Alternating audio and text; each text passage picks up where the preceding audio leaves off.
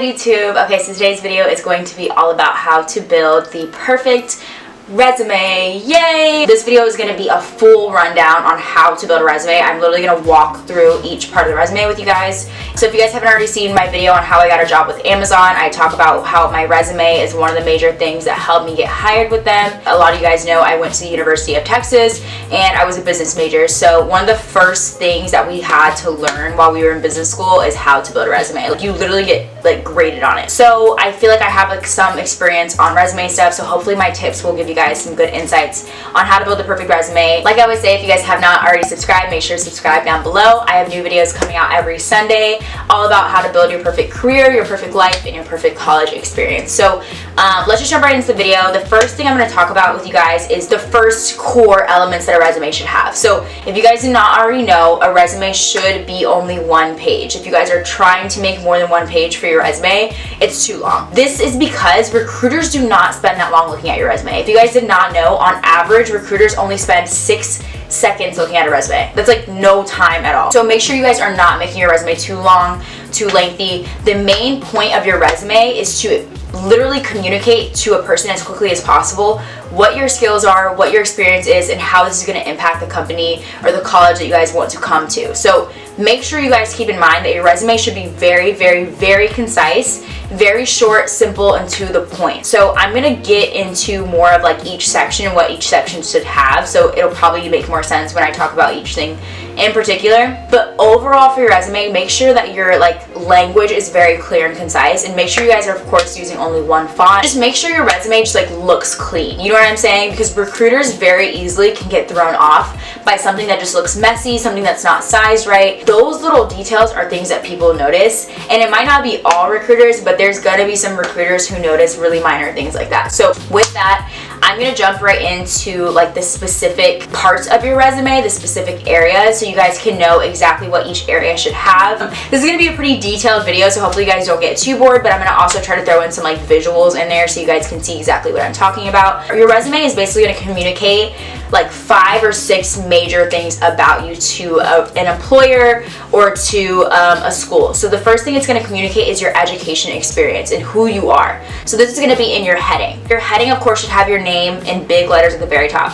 And then underneath your name, you guys should have your email and you guys should have your contact information. Make sure the email that you guys put on your resume is the email that you guys check regularly, because this is how people are going to contact you, obviously. If you guys want to put your phone number, you guys can too, but recruiters will probably normally email you when it comes to opportunities. So yeah, this section you guys can literally just label education, and then the way you guys want to do it is you're going to put the college or the high school that you guys go to, and then you're going to put what major you're majoring in next to it. You can format it really however you want, but make sure to include your college, your major, what your GPA is, and when you're expected to graduate. So those are the main key things that you guys want in that section of your resume.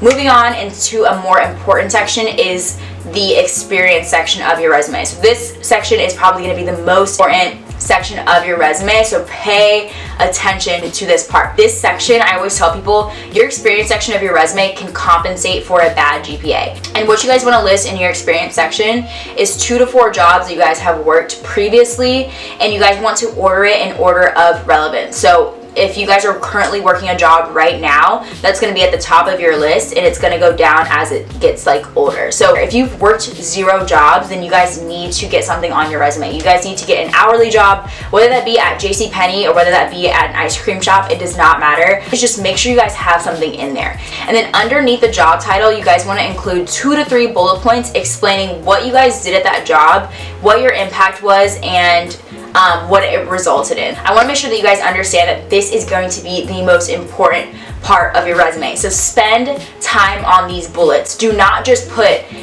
filed papers. Do not just put organize an Excel sheet. Please, please, please, please spend some time on these bullet points. The way you guys want to structure these bullet points underneath your job title is you're going to use a strong action verb plus a description of your activity or skill that you guys did at that job, plus the end result or the accomplishment that led to, and the overall purpose of what that activity did. Try your best to use a number in this part of your resume, because in these bullet points, when you guys are describing what you did and the impact that it had, it's a lot more impactful if you guys use a number to describe what you guys did, because it shows that you guys actually know what you're talking about. So I'm going to give you guys a specific example for my resume so you guys can see exactly what I'm talking about. So you guys can see here on my resume, my job title was Housing Scout. It says guided first-time tenants through leasing process and paperwork with video tutorials and daily phone call check-ins until their lease was signed.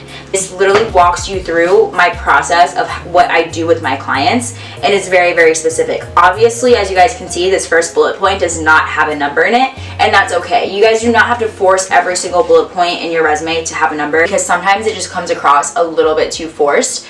A good rule of thumb that I would go by is have at least a number in 2 out of 3 of your bullet points, and if you guys only have 2 bullet points, then try to include numbers in both of them. So metrics are really important when it comes to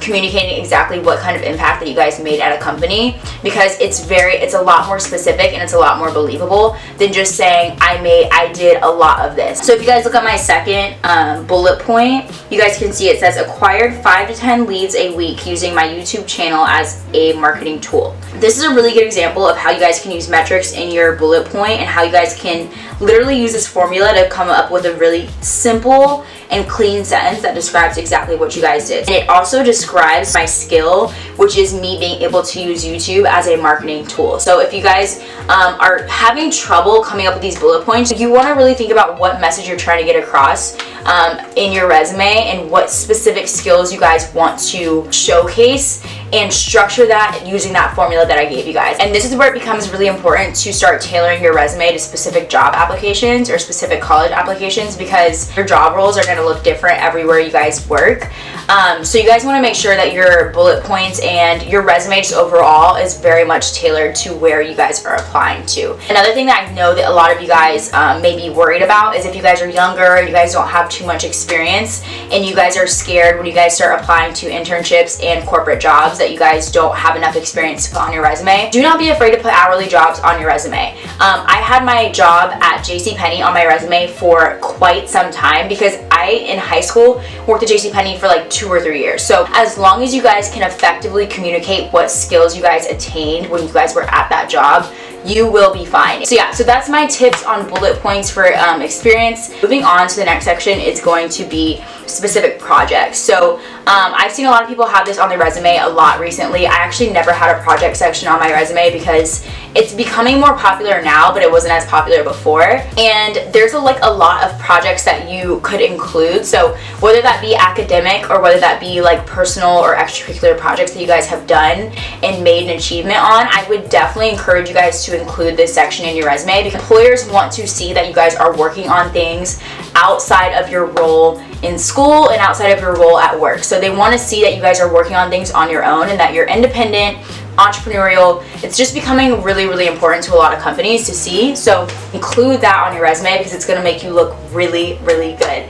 I would definitely structure it the exact same way that you structure your experience part of your resume. So of course, title the project, title what specifically it is, and the dates that you guys completed that project, and then of course include 2 to 3 bullet points on what the project was about, the impact that it made, and etc. The next section is going to be leadership experiences and activities. So this is basically the extracurricular section of your resume. This one is definitely really important, especially if you're a student in your college. This section I think is becoming less and less important actually. I think a lot of college students especially put a heavy emphasis on extracurriculars and orgs and all the leadership positions that they held, and I think that's awesome. But from what I've been learning from a lot of recruiters that I've talked to, recruiters are caring less and less about you being in an org. Employers are starting to see more value in you guys doing personal projects, and then also of course having jobs outside of college rather than just doing an org. I think it's really great, especially if you guys have held a leadership position, so I think you guys should definitely include 2 or 3 items there. but definitely focus more on the experience section than you guys do the extracurricular section. That's just my personal opinion. And yeah, the next section is very much optional. I always tell people, if you guys want to have an honor section in your resume, go ahead and do it. I just don't even think it's that important, but basically here you would just list the achievements that you guys have gotten. So, you know, if you've gotten like Dean's List in while you were in college, or if you've gotten like a scholarship or something important, you guys can list this in this section. The next section that you guys want to have on your resume, and the final section, is the additional information section, and this is going to be at the bottom of your page. The main things you guys want to have in this section are, one, any languages that you guys know. Even if you're just like a little bit fluent in something, or if you're like at a beginner level, include a language. You guys also want to include computer proficiency, so if you guys are experienced in Excel, Adobe, anything on the computer, even like Salesforce or any kind of software, definitely include that. It's going to be really important for employers to see. The next part that you guys want to include in this section is your certifications. So if you guys have any certifications, like for me, I put my real estate license, some other ones, I can't think of any other ones that you guys maybe want to put, but just put any kind of certifications that you guys have. Even if it seems like something that's not relevant to the specific job that you guys want, it still could just be really impressive to see that you guys have a certification in whatever. The last part of this section that you guys want to include is your interests, and I know this part seems like very like who cares, but this part of your resume can actually be a really good conversation starter. So if you guys are really like into a specific hobby, especially if it's a hobby that you guys included back in your project section, definitely include this on your resume. It can be a really good topic for an interview to talk about, especially if you have like a common interest with a recruiter, because I've heard some really like cool stories where people interviewing for a job had the same interest as a recruiter, and they spent like a good chunk of the interview talking about that interest. So hopefully that makes sense. That's basically it for your resume. Like I said before, make sure your resume doesn't have any typos, make sure that it's clear and concise, and make sure, of course, it's only one page. Yeah, I hope this video was helpful for you guys. I will see you guys in the next one. Make sure to subscribe, like I said, below if you guys haven't already, and I'll see you guys in the next one. Bye.